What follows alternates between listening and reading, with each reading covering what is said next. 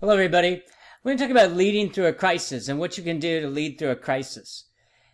One aspect of any type of leadership, or even situational leadership, which it's specific to, is the ability of a person to rise to the occasion. And oftentimes you don't know when this occasion will arise. It could happen suddenly, or it could be one that happens over time. In other words, it could be evolutionary, which means it's incremental and happens over time, or it could be revolutionary, which means that something happens drastically and without much notice. In either case, you have to be the type of person that can manage well in that type of situation. It really is a science and an art, and a science is something that is a prescribed formula that you can learn how to do something. An art is, it's hard to learn those particular skills or abilities. It's more that you're either a painter or not a painter, an artist, not an artist. And so to lead through a crisis, you have to have certain characteristics that maybe can't be learned, but you can have other characteristics that can be learned. And that's why it's both an art and a science. So let's talk about both of them and see how it works. There's 4 actual characteristics or strategies that you may want to employ in a crisis to project an image of one as a individual that is a competent leader during times of crises or situations that may appear uncontrollable or could eventually become uncontrollable. The first thing that you have to do is project calmness and serenity. And this is real important in a activity, in an instance where you have to make split-second decisions, or you have the fortitude of having some time to make decisions. But it often occurs when there is a situation that's a bit out of control, beyond someone's capabilities, and they may not be able to clearly grasp the situation. So one thing that you really have to do is to take a minute or two and project calmness and serenity. Okay, I understand.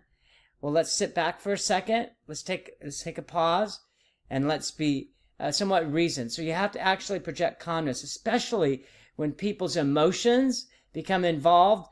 And of course, as you know, when you become emotional, then you don't think well. And that's one of the dangers of emotions. Second is to think before you act. And this can be quite a challenge.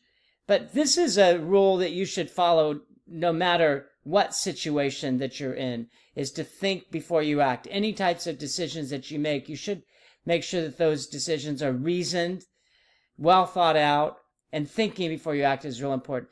In most cases, you do have the ability to take a few minutes, even 10 to 15 seconds may be enough to think before you act. Third is you have to communicate clearly and directly on the course of action.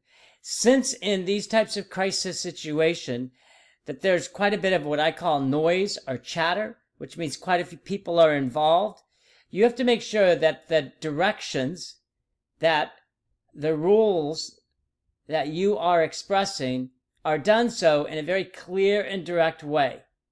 Sometimes you can do them in writing, which is great. I often tell people sometimes write them before you express them if you have the time, but it has to be very clear and very direct. And you have to figure out the strategy that you want to use. It has to be very clear and very direct. Lastly, this is one that some people have said it's a difficult one. But I think that in a crisis situation, if you try to lead through a crisis, you have to be directly involved in every aspect of the crisis.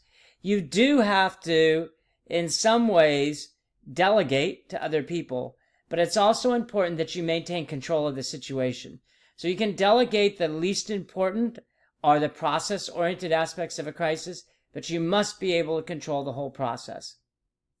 So leading through a crisis, becoming a person who can manage a difficult situation, it starts with projecting calmness and serenity, then thinking before you act, then communicating clearly and directly on the course of action, and lastly, being directly involved in every phase of the crisis. Hope this helps, everybody. Enjoy the day.